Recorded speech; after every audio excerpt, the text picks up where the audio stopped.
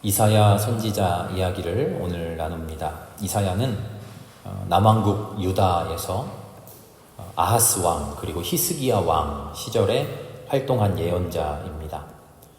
특별히 아시리아의 산헤립이라고 하는 왕이 남왕국 유다를 쳐들어왔을 때 히스기야 왕에게 하나님의 말씀을 전했습니다. 아시리아의 산헤립 왕은요, 사르곤 2세의 아들인데요. 사르곤 2세 그 아버지 때에 북왕국 이스라엘을 멸망시켰던 왕입니다. 나라가 풍전등화의 위험에 처했을 때 하나님의 말씀을 전합니다. 이사야는 아마도 명문가 출신이라고 추정됩니다. 중앙의 정치 권력가들하고도 좀 친분이 두터웠던 것 같아요. 왕실 사람들하고도 친분이 많았고요. 이사야가 자기 주변 인물을 이야기할 때, 언급할 때 무슨 구체적인 나라의 공식 직함, 고위 직함 이런 것들을 말하는 것을 보면 아마 왕실 사람들하고도 소통이 교류가 많았던 사람인 것 같고요. 아마도 초기에는 왕 궁정에서 예언을 하는 궁정 예언가였던 것으로 추정합니다. 이사야가 하나님께 소명받는 말씀이 이사야 6장에 나오잖아요. 그 말씀을 떠올려 보세요. 하나님의 성전의 연기가 자욱하고 하나님의 영광이 가득 찼을 때 하나님의 천사가 나타나서 제단 위에 숯을 들어서 부지개로 집어서 이사야의 입술에 대잖아요. 이거는 그냥 이야기가 아니라 왕실에서 특별한 예배를 드리는, 제사를 드리는 그런 장면하고 관계가 있어요. 그러니까 아마 왕실과 관련된 그런 예언을 하던 사람일 것으로 추정합니다. 그런데 비판적인 예언의 말씀을 계속하다가 왕궁에서 쫓겨난 것 같아요. 8장의 예언은 아마도 그렇게 제야로 쫓겨났을 때의 예언인 것 같고요. 히스기야 때 다시 히스기야 왕이 옆에 두고 말씀을 열심히 들었던 것 같습니다. 그건 이사야 배경에 대한, 인물의 배경에 대한 이야기고요. 무엇보다 중요한 것은 이사야는 성경에 나오는 수많은 예언자 중에 제일 중요한 예언자라고 할 수 있습니다. 왜냐하면 이사야의 예언을 기점으로 이스라엘 야훼 하나님을 믿는 신앙이 완전히 새로운 국면을 맞이하게 됩니다. 한마디로 하자면 구약시대의 야훼 하나님 신앙을 총정리하고 이제 신약의 그리스도 신앙으로 한 단계 발돋움하는, 어떻게 보면 하나님을 믿는 야훼 신앙의 대전환점을 맞이하는 것이 이사야예요. 그래서 이사야는 한 사람이라기보다는 그 당시에, 이때가 주전 8세기인데요. 주전 8세기에 하나님의 말씀에 취했던, 하나님의 말씀으로 뜨겁게 영감받았던 수많은 사람들이 가장 걸출한 예언자인 이사야라는 이름 아래에 이사야 예언 학파라고 할까요? 학파로 모인 그 말씀의 집대성이 이사야서라고 할 수 있습니다. 이사야 1장부터 39장까지는요, 앞서 말씀드린 대로 인간 이사야, 히스기야 왕 때 활약했던 인간 이사야의 말씀인 것 같고요. 40장부터 55장의 말씀은 그런 이사야의 사상과 신앙을 계승한 후대의 사람들이 바벨론 포로 시절에 새로운 신앙을 이사야의 이름으로, 이사야의 이름 아래 선포한 것이고요. 이사야 50장부터 66장까지 뒷부분은요, 바벨론 포로기를 다 마치고 돌아온 이후에 이사야의 사상을 그대로 계승한 또 이사야 학파들이 이후에 성전을 건축하고 새로운 이스라엘을 세워가는 그 상황에서 예언을 또 하게 됩니다. 그러니까 이사야는 한 사람의 예언이라기보다는요, 남왕국 유다가 멸망하던 시점에서부터 바벨론 포로기, 그리고 포로 생활을 마치고 돌아왔을 때, 그러니까 이스라엘이 가장 큰 시련을 겪었을 때에 그 당시에, 그러니까 앞뒤로 한 100여 년간이겠죠. 100여 년이 넘는 시간의 신앙의 고백의 정수라고 할 수 있습니다. 이사야라고 하는 사람 아래에 그 모든 신앙을 담아놓은 것이죠. 바벨론 포로기를 거치면서 이스라엘 사람들이 예전의 신앙 가지고 안 된다. 그 신앙이 새롭게 개혁해야 된다라는 생각을 하면서 신앙의 개혁을 해낸 것이 바로 이사야라고 하는 사람을 통해서 집대성됩니다. 이사야는 우시야 왕이 죽던 해에 소명을 받았다. 이렇게 이사야 6장에 나와요. 우시야의 아들이 요담이고 그의 아들이 아하스인데요. 소명을 받기는 우시야 왕이 죽던 해에 받았는데 본격적인 예언 활동을 시작한 것은 아하스 왕 때예요. 아하스 왕 때의 그 고대 근동 이스라엘 주변 나라의 국제 정세에 엄청난 전환이 찾아오게 됩니다. 혼란기가 닥쳐와요. 세계 질서가 완전히 새롭게 재편되는 때였어요. 그 이전에는 전통적으로 이집트가 온 세상을 주름잡고 있었어요. 그런데 이집트는 조금 이스라엘에서 지리적으로 조금 멀죠. 남서쪽 멀리 있잖아요. 남서쪽 멀리에 큰 이집트가 있고 이스라엘 주변에는 고만고만하게 이스라엘, 블레셋, 아람, 에돔, 암몬, 시리아 하는 그런 작은 나라들끼리 좀 어떻게 보면 아웅다웅하면서 살아가잖아요. 사사기나 열왕기들을 읽어보면 그렇죠. 그런데 아하스 왕 때가 되어서 저기 멀리 북쪽에 아시리아라고 하는 새로운 나라가 성장합니다. 이 나라는 그냥 나라가 아니라 대제국을 만들어요. 대제국을 만들어서 점점 이스라엘 쪽으로 세력을 넓혀오기 시작합니다. 이스라엘 주변에서 그동안 서로 아웅다웅하면서 자기들끼리 싸웠던 조그만 나라들, 이스라엘, 유다, 에돔, 아람, 암몬, 블레셋 하던 이 작은 나라들이 위협을 느끼고는 안 되겠다. 우리가 지금까지는 우리끼리 싸웠는데 지금은 공공의 저 커다란 아시리아에 대항해야겠다라고 생각을 하고는 반아시리아 연합 동맹을 맺어요. 그런데 이 반아시리아 동맹에서 쏙 빠진 나라가 하나 있습니다. 어딜까요? 그게 바로 유다였어요. 유다는 이 다른 모든 나라들보다 제일 남쪽에 있어요. 최남단에 있는 게 유다예요.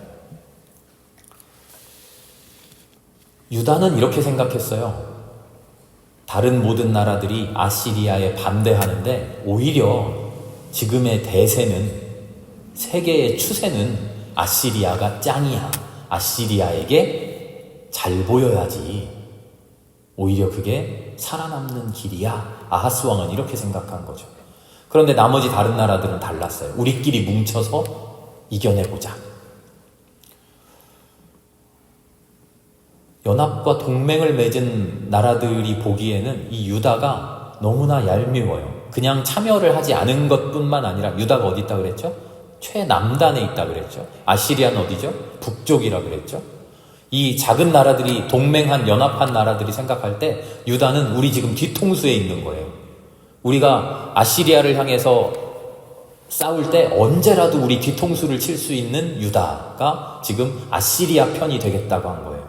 그래서 아시리아가 본격적으로 우리에게 침략해 오기 전에 우리가 먼저 유다를 먼저 치자 하고는 이스라엘과 시리아가, 아시리아하고는 다릅니다. 이스라엘과 시리아가 두 나라가 군대를 일으켜서 유다를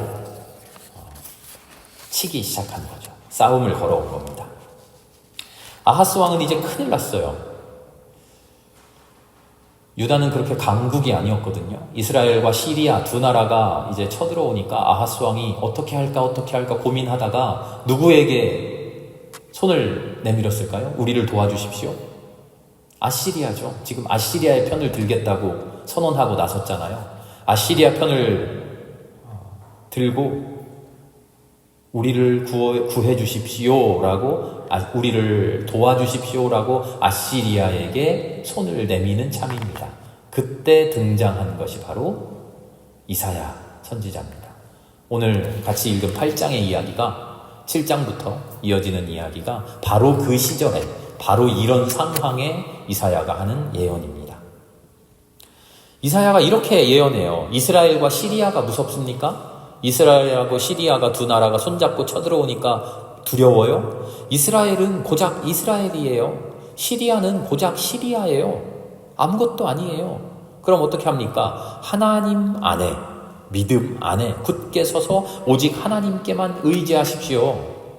다른 말로 하면 아시리아에게 손 내밀지 말라는 거예요. 우리의 삶을 주관하시는 분이 하나님인데 지금 국제 정세가 어쩌고 저쩌고 해가면서 왜 아시리아에게 모든 것을 맡깁니까? 하나님께 의지하던 것 아닙니까? 우리가 하나님을 붙들고 하나님께 의지하고 하나님의 도움을 구하는 것이 우리의 신앙 아니었습니까? 다른 나라는 다들 국제 정세가 어쩌고 저쩌고 하면서 군력을 향상시키고 군사력을 향상시켜서 그렇게 나라를 유지해 왔지만 우리는, 유다는 그런 것 아니잖아요. 그렇게 살아온 나라가 아니지 않습니까? 우리는 하나님을 믿고 하나님을 의지하는 나라 아닙니까? 그러면 안 됩니다. 이사야는 이렇게 예언합니다. 아하스 왕은 어떻게 결정했을까요? 이사야의 예언을 따랐을까요? 아니면 무시하고 원래 자기 계획대로 했을까요? 자기 계획대로 아시리아에게 편지를 보내요. 열왕기하 16장을 보면 아하스 왕이 아시리아 왕에게, 그때의 왕이 티글랏빌레셋이라고 하는 이름도 좀 어려운 왕인데요, 이 왕에게 편지를 보냈는데 이렇게 편지를 보내요. 나는 임금님의 신하이며 아들입니다. 제발 올라오셔서 나를 공격하고 있는 시리아 왕과 이스라엘 왕의 손에서 나를 구원하여 주십시오.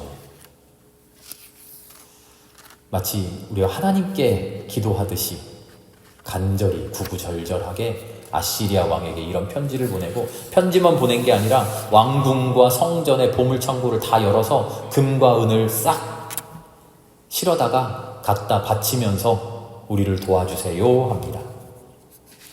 아시리아는 완전히 콧노래를 불렀죠. 안 그래도 저쪽 나라들을 어떻게 내가 침략할까, 어떻게 저쪽으로 진출할까 하고 궁리를 하고 있던 처에 유다가 아주 좋은 명분을 제공해 준 겁니다. 나는 저쪽으로 침략할 생각이 없었는데 도와달라 그래서 간 거야 라고 명분을 삼고 군대를 일으켜서 시리아를 731년에 시리아의 수도 다마스커스를 멸망시키고요, 10년 뒤에 721년에는 이스라엘, 북왕국 이스라엘의 수도 사마리아를 멸망시킵니다. 유다는 어떻게 됐을까요? 자기 계획대로 됐잖아요. 아시리아에게 손 내밀어서 아시리아가 도와줘서 우리를 공격하던 이스라엘과 시리아를 멸망시켜버렸잖아요. 유다는 그럼 이제 좋아졌네요? 잘 됐네요? 과연 그럴까요? 아시리아가 유다에게, 그래 유다, 너 때문에 내가 계획한 대로 잘 됐어. 너 우리 동맹국이야? 든든한 우리 동맹국이야? 이랬을까요? 아니에요. 이스라엘과 시리아가 멸망한 뒤에 유다의 왕 아하스가 아시리아의 왕을 만나러 갔는데 아시리아 왕이 하는 말이 이겁니다. 예루살렘에 있는 성전을 싹 바꿔라. 어떻게 바꾸냐? 우리 아시리아의 성전처럼 싹 바꿔라. 이게 무슨 말일까요? 이 당시에 고대 근동에는요, 전쟁에서 승패가 갈리면 불문율이 있어요. 그것은 진 나라의 신은 이긴 나라의 신에게 복종하는 겁니다. 진 나라의 신은 그 존재를 없애버려요. 더 이상 그 신을 섬길 수가 없어요. 지금 이게 무슨 이야기냐면, 유다 입장에서는 아시리아와 손잡고, 물론 국력의 차이는 있습니다만 동맹관계를 맺고 대등하게 살아남은 승전국인데, 아시리아는 전혀 그렇게 대해주지 않는 거예요. 패전국처럼, 우리가 점령한 나라처럼 너희들 하나님, 야훼 하나님을 섬기던 성전 있었는데 그거 다 없애고 우리 아시리아의 신을 믿어, 이렇게 하는 거예요. 패전국 취급을 지금 받은 거예요. 아하스 왕은 어떻게 했을까요? 무슨 소리야, 우리가 국력의 차이는 있지만 그래도 동맹국인데 이러면 안 되지 라고 말하고 돌아왔을까요? 한마디도 못하고 네 하고 돌아왔을까요? 한마디도 못하고 알겠습니다 하고 돌아옵니다. 그런데 거기서 끝나지 않아요. 뒤이어 들이닥친 사람들이 있습니다. 누굴까요? 아시리아의 세금 징수원들이에요. 이 사람들이 들이닥쳐서 세금을, 조공을 패전국에게 훑어가듯이 매년마다 조공을 받아가기 시작합니다. 유다는 아시리아와 동맹해서 동등한 동맹국이 된 줄 알았는데 똑같이 패전국처럼, 식민지 패전국처럼 전락하고 마는 것이죠. 이사야가 뭐라고 예언합니까? 헛된 힘을 빌리려고 하지 말고 하나님의 도움을 구하십시오. 오직 하나님을 신뢰하십시오. 이사야 7장 9절을 제가 읽어보겠습니다. 에브라임의 머리는 사마리아고 사마리아의 머리는 고자케아 르말리아의 아들이다. 너희가 믿음 안에 굳게 서지 못하면 너희는 절대로 굳게 서지 못한다. 너희가 믿음 안에 서지 못하면 너희는 절대로 굳게 서지 못한다. 믿음 안에 서서 하나님을 의지하고 하나님이 도와주실 것이다. 하나님께 기도해야 되는데 그 믿음 안에 제대로 서지 못하고 누가 힘있나? 누가 나에게 군마를 빌려주나? 누가 나에게 창과 방패를 빌려주고 병사를 빌려주나? 무섭다고 두렵다고 우왕좌왕하면서 하나님을 신뢰하지 못하고 세상 정세를 살피고 그러다 보면 너희는 망할 뿐이다. 바로 이때 이사야의 말씀을 통해서 하나님이 하신 말씀이 임마누엘이에요. 임마누엘. 하나님이 우리와 함께 하신다. 하나님이 우리와 함께 하신다. 우리 8장 5절에서 10절 읽었는데요. 그 중간에 몇 절이죠? 8절. 8절 말씀 다시 함께 읽어보겠습니다. 시작. 유다로 밀려들고 소용돌이 치면서 흘러 유다를 휩쓸고 유다의 목에까지 찰 것이다. 임마누엘. 하나님께서 우리와 함께 계신다. 하나님께서 날개를 펴서 이 땅을 보호하신다. 아멘. 세상이 제 아무리 힘을 모으고 전쟁 준비를 하고 계획을 세워서 하나님의 백성을 위협해도 그렇게 밀려드는 것 같아도 그렇게 유다가 다 침몰하는 것만 같아도 아니야. 임마누엘 하나님이 우리와 함께 하신다. 이게 이사야의 예언이거든요. 이사야의 선포예요. 그러니까 두려워하지 말고 그러니까 무서워하지 말고 그러니까 떨지 말아라. 하나님만 의지하고 하나님만 신뢰하고 하나님을 믿고 기다려라. 이게 임마누엘 신앙이에요. 임마누엘 신앙을 잘못 이해하면요, 하나님이 우리랑 함께 하시니까 뭐든지 우리 뜻대로 다 잘 된다, 만사 형통이다, 이런 마법 주문 같은 말씀이 임마누엘이 아니에요. 임마누엘은요, 우리가 평안할 때, 아무 일 없을 때, 무탈할 때, 하나님이 과연 나와 함께 계시지 하는 그런 고백이 아니에요. 임마누엘은요, 이 배경 자체가 달라요. 임마누엘의 배경은 힘들 때, 위기의 때, 하나님이고 뭐고 다 때려치고 싶을 때에, 하나님께 원망하고 싶을 때, 솟아날 구멍 하나 없고 당장 죽게 생겼을 때, 그때 간절한 마음으로 하나님이 우리와 함께 계시지 하는 그런 신앙이에요. 잘 될 때, 일이 술술 풀릴 때, 하나님이 우리를 돌보고 계시는구나, 하나님이 내 곁에 계시는구나 하는 거는 쉬워요. 어떻게 보면. 그런 고백은 오히려 쉽게 할 수 있는 고백이에요. 그런데 힘들 때, 모든 게 엉망진창일 때, 당장 끝장난 것만 같을 때, 다 내려놓고 싶을 때, 그때 하나님이 우리와 함께 계시지라고 고백하는 것은 진짜 어렵죠. 이사야가 지금 요구하는 것은 그런 신앙이에요.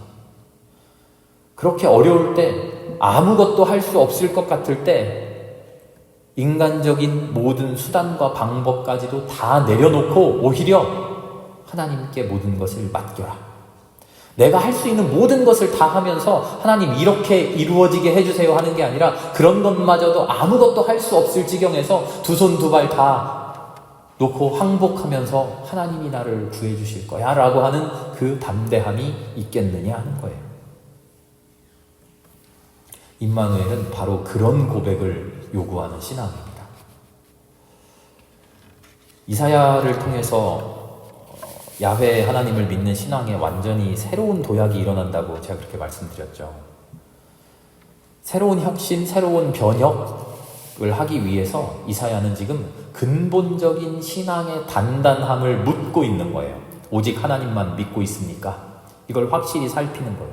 그게 되지 않으면요, 오직 하나님만 믿는 것, 오직 하나님만 의뢰하는 것, 오직 하나님께 모든 것을 맡기는 것, 이게 제대로 되지 않으면 신앙의 다음 단계는 일어날 수가 없어요. 다음 단계로 오히려 올라가면 위험해요. 우리가 초등학교 때 구구단 외우잖아요. 초등학교 때 구구단 외우고 지금 다들 가물가물하시죠? 중학교 때 뭐 배웠는지, 고등학교 가면 뭐 배웠는지.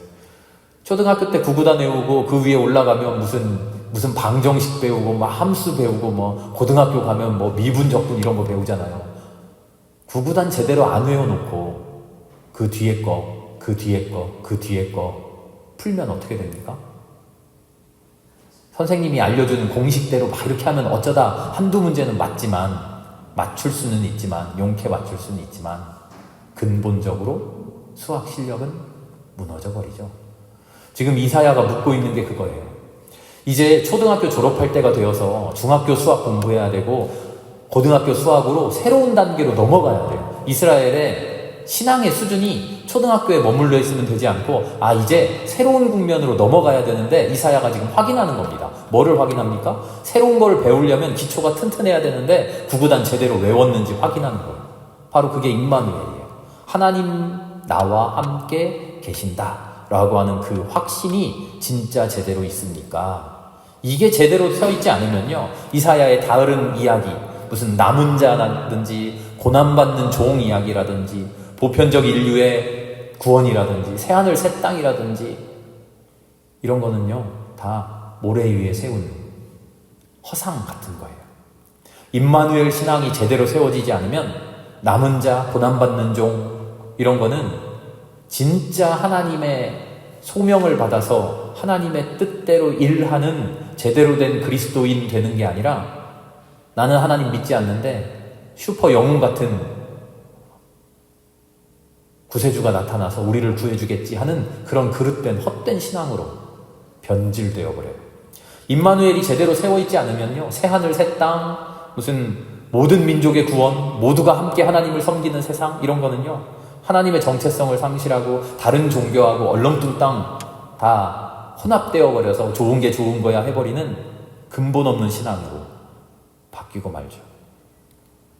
이사야는 새로운 신앙의 변혁 이야기했습니다만 그 중심에는 전혀 새로움이 아니라 지금까지 지켜왔던 것에 매우 중요한 근본, 하나님이 우리와 함께 하신다. 그것을 똑바로 붙들도록 촉구하는 것이죠. 다음 주에는 히스기야 왕 이야기를 할 텐데요. 아하스 왕은 아시리아가 쳐들어왔을 때 이사야의 예언에 순종하지 못하고 자기 멋대로 합니다. 히스기야 때도 아하스 왕 때와 상황이 똑같아요. 또 아시리아가 또 쳐들어옵니다. 산헤립이라고 하는 왕이 쳐들어옵니다. 히스기야도 똑같이 어떻게 할까 우왕좌왕하면서 어디에다가 손을 벌릴까 지금 열심히 생각을 합니다. 그때 이사야가 나타나서 똑같은 말씀을 들려줘요.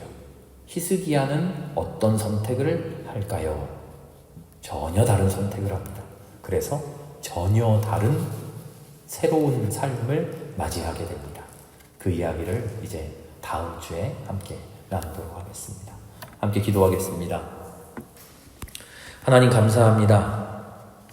온 세상이 우리를 감싸고 도움의 손길 하나도 없고 이제 곧 죽을 것만 같은 그런 상황.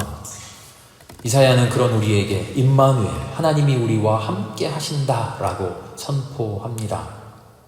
하나님, 우리가 마음속 깊은 곳에서부터 하나님을 의지하고 하나님을 신뢰하고 그래, 하나님이 온전히 나를 구원해 주시지, 하나님이 지금 나와 함께 해주시지 하는 그런 확신의 신앙 가질 수 있게 하여 주시옵소서. 내 눈앞에 보이는 희망이나 소망이 아니라, 내 눈앞에 내 삶이 나아지는 그런 눈앞의 일들이 아니라 눈을 꼭 감고 저 깊은 곳에서 하나님 나를 붙들어 주시는 그 확신 가지고 살게 하여 주시옵소서. 우리의 삶은 어둡고 우리의 삶은 힘들고 우리의 삶은 고될 수 있으나, 그러나 우리의 영은 오직 주님을 붙들고 주님의 구원 안에 행복하게 살아가는 우리들 되게 하여 주시옵소서. 임마누엘, 주님이 우리와 함께 하십니다. 이 말씀을 한순간도 놓치지 않고 붙들고 살아가는 우리 모두가 될 수 있게 인도하여 주시옵소서. 모든 말씀을 예수님의 이름으로 기도합니다. 아멘.